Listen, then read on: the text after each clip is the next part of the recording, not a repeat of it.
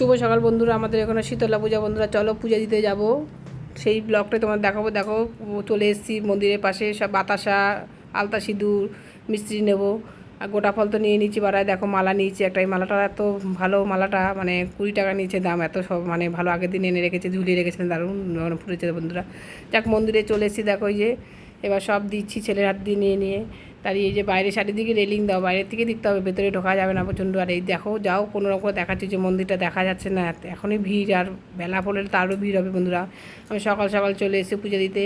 দেখো পুজোটাও দেওয়া হয়ে গেলে নমস্কার করে এবার বাইরে গিয়ে ধূপকাঠি মোমবাতি দেওয়া বন্ধুরা। ভেতরে ধরাতে দেয় না, আগে ভেতরে ধরা তো একটা দুর্ঘটনা ঘটেছিল। যাক আমাদের এখানে ঠাকুর খুব জাগ্রত, শীতলা মা শীতলার।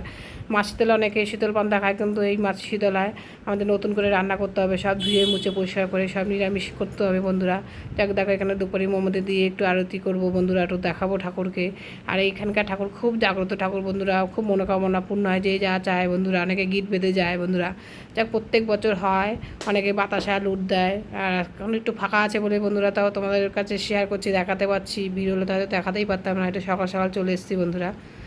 দেখো আমি সব পুজো করছি, মোটামুটি আমার পুজো হয়ে গেল। বাড়িতে এসে এখন সব তারপরে রান্নাবান্না করবো, পরে ব্লকে তখন দেখাবো। আর এখানে মেলা বসে বিশাল বড়, সব রকমের জিনিস মানে এখানে বিক্রি হয় বন্ধুরা, সব দেখাবো পরের ব্লকে বন্ধুরা, তোমরা দেখতে থাকবে বন্ধুরা। আমার ভিডিওটা কেমন লাগলো, ভালো লাগলে শেয়ার কমেন্ট লাইক করে আর পাশে থাকো। শুভ সকাল, জয় মা শীতলা।